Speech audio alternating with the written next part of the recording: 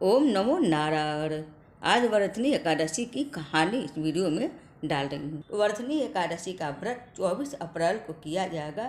व्रत रखने से एकादशी का शारीरिक और मानसिक दोनों कष्टों से मुक्ति मिलती है और अंत समय में मोक्ष की प्राप्ति होती है। तो दिन भर एकादशी का व्रत निर्जला या फलाहार रखते हुए रात को जागर करते हुए भगवान जी की कहानी जरूर सुननी चाहिए।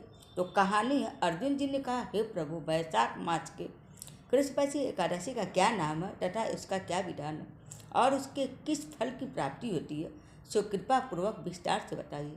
अर्जुन जी की बात को सुनकर श्री कृष्ण जी मुस्कुराते हुए कहे, हे अर्जुन, वैशाख मास के कृष्ण पक्ष की एकादशी का नाम वर्तनी एकादशी है। यह सौभाग्य प्रदान करने वाली है।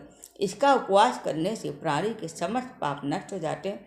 यदि इस उपवास को दुखी सधवा स्त्री करती है तो उसे सौभाग्य की प्राप्ति होती है।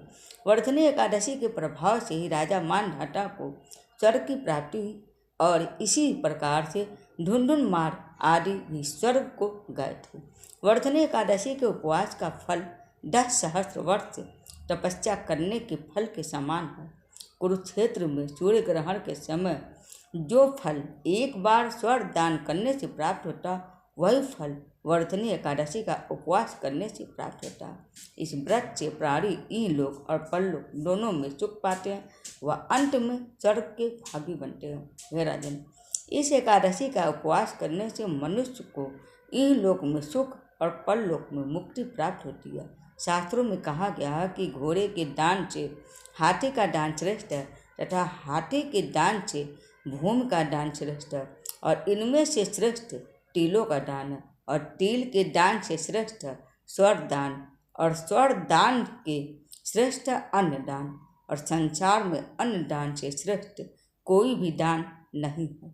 अन्न दान से पितृ देवता मनुष्य आदि सब तृप्त हो जाते हैं। कन्या दान को शास्त्रों में अन्न दान के समान माना गया है। वर्तनी एकादशी के व्रत से अन्न दान तथा कन्यादान दोनों श्रेष्ठ दानों का फल मिलता है। जो मनुष्य लालचवश कन्या का धन ले लेते हैं या आलस्य और कामचोरी के कारण कन्या के धन का भक्षण करते हैं तो वे पल्ला के अंत तक नरक को भोगते हैं या उनको अगले जन्म में बिलाय योनि में जाना पड़ता है।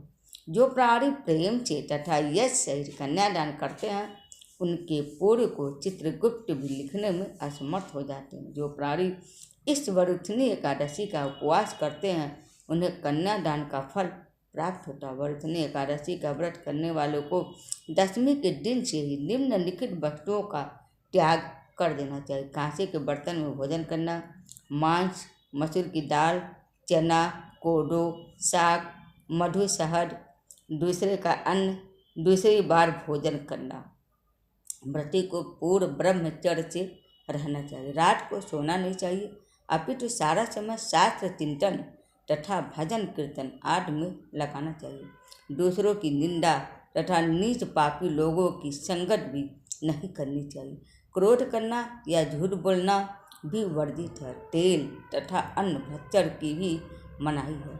हे राजन, जो मनुष्य इस एकादशी का व्रत विधान पूर्वक से करते हैं उन्हें स्वर्गलोक की प्राप्ति होती है। अतः मनुष्य को निकृष्ट कर्मों से भयभीत होना चाहिए। इस व्रत के महात्म को पढ़ने से 1 सहस्त्र गोदान का पुण्य प्राप्त होता है। इसका फल गंगा स्नान करने के फल से भी अधिक है। कथासार, सौभाग्य का आधार संयम है और प्रत्येक परिस्थिति में सभी प्रकार के संयम रखने से मनुष्य के सुख और सौभाग्य में वृद्धि होती है। यदि प्राणी में संयम नहीं है तो उसके द्वारा किए गए तप, त्याग तथा भक्ति, पूजा आदि सभी व्यर्थ हो जाते हैं। तो बोले विष्णु भगवान जी की जय। उम्मीद है आप सबको मेरा वीडियो पसंद आया होगा। हरे कृष्ण, हर हर महादेव। लाइक, सब्सक्राइब और कमेंट में भगवान जी का नाम जरूर करते रहिएगा।